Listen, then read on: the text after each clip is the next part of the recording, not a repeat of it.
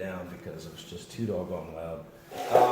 2200 RPM range, 500 RPM to 2200 RPM range. Completely compatible with Aces Ore out of the box. I've got it plugged in just to the standard header, as well as my reservoir. That's about all I've got. Now I've got some HD RGB fans up here.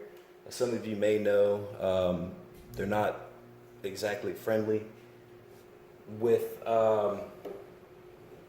various motherboard RGB standards.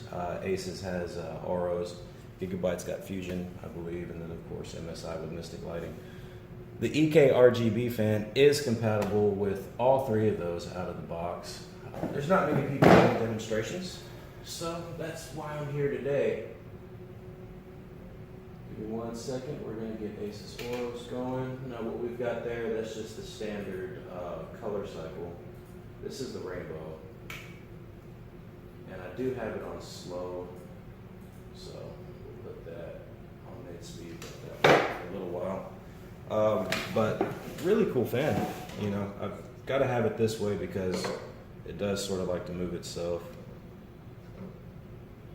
There we go. So, just a quick peek at the box. 500 to 2200 RPM range, pretty generous. It does advertise 0 dB. Obviously, you won't have 0 dB of sound if you're running the fan at full blast. But you really shouldn't be running this fan at full blast, especially if you're water cooling. And I would recommend these fans for water cooling. But if you're water cooling, you know, you might be doing 1000 RPM. I've seen some people do 1500. But hey, if you do 2200, you can do it. Just expect to hear some noise. This thing is most likely gonna fall.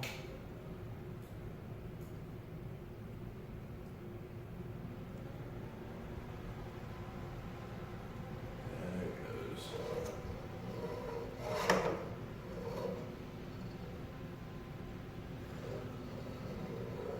I don't have superpowers, folks.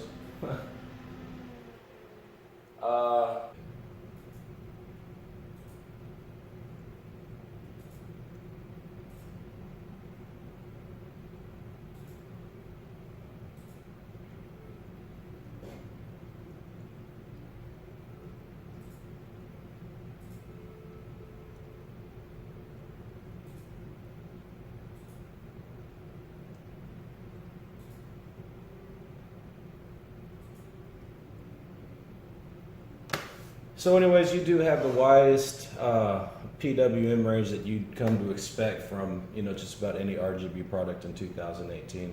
A lot of people were really happy. I was one of them, finding out that EK was, you know, because the Vardar fan is one of the best, arguably one of the best, you know, radiator water cooling fans that you can use. And when I first heard about it, obviously there was a teaser going around the interwebs.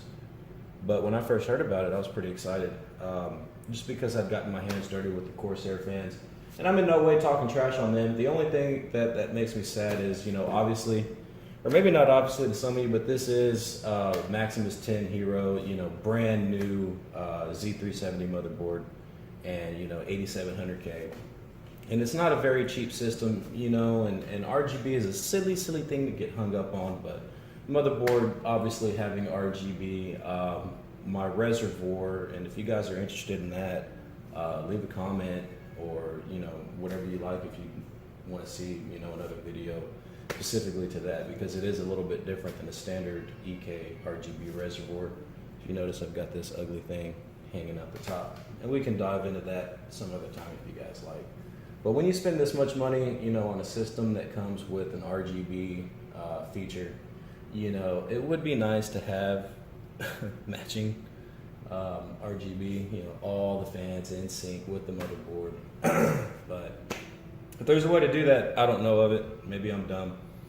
But definitely, you know, feel free to leave comments regarding that if there's something I'm missing. But I wish I could have all these fans sync up, and I've already got money into them, and I'm not going to be, you know, swapping out these Corsair fans for a bunch of EK fans, at least not for this particular build. But we do have one in the works. I'm working with Mike over at Pug Tactics, Really great dude, really great friend of mine. And he's actually going to be doing an R6 build, more or less similar to this. He'll be running a 5960X and things like that, quad channel. But he's basically going from the ground up, other than the motherboard, RAM, and CPU and GPU. You know, it's going to be new case, radiators, fans, pumps, things like that. So the release of this Vardar fan couldn't really come at a better time. I mean, it piqued my interest. It definitely piqued his interest. It piqued Mike's interest so much that he ordered just one of these fans from EK, and you know, paid a premium just so we can do this review video for you guys today, because you can hold as many as, so you can do 6 in the front. Obviously, if you're doing push-pull, you can do 6 fans in the front, 6 fans up top, 1 fan in the back. You do have to sort of keep your radiator dimensions in check if you want to max it out. But Mike's definitely going to be running at least 9 fans. Here, I've only got 7 fans.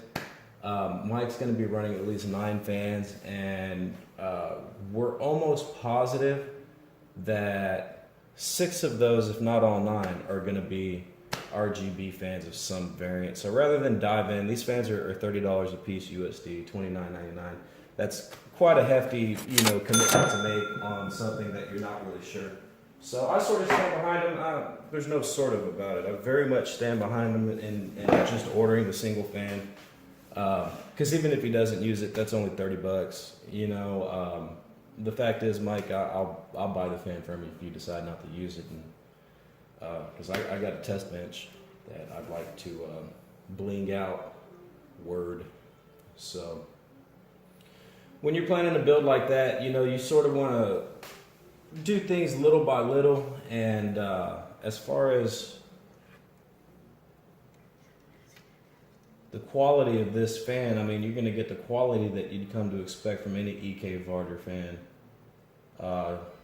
Terrific static pressure out of the box, whether it's RGB or not. These are heavy, for sure. They feel solid. They feel premium as heck. And, you know, I love them.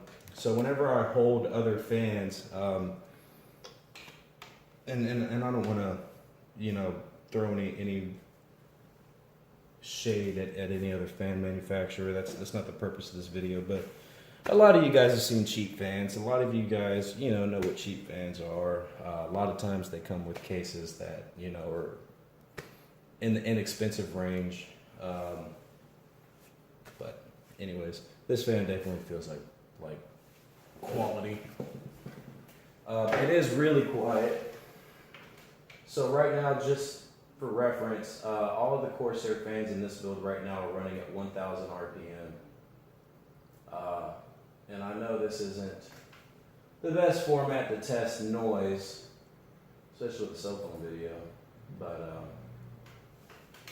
it's much more quiet. I've actually got this Vardar fan running at 1,500 RPM right now, and it wants to fly away. And it's pretty doggone quiet. At 1,500 RPM, it's just as loud as my Corsair fans are right now. So, would I recommend it? Absolutely. I just don't know if it's the right fan, if you're not water cooling, or if you don't have, you know, kind of a blingy PC. But I definitely recommend, as of this moment, EK Vardar RGB fans over just about any RGB fans. And that's for the simple fact that if I yank this motherboard out now and throw in a Gigabyte board, I'll be able to sync up to the onboard RGB, no problem. Same thing with an MSI board. I think the new NZXT boards have RGB. Maybe they don't. I don't know. Obviously, Asus is going to work. ASRock has its RGB thing going on. So I'd like to be able to, you know, sync a premium RGB fan to a premium RGB motherboard. Call me crazy, but that's just the way that I see it.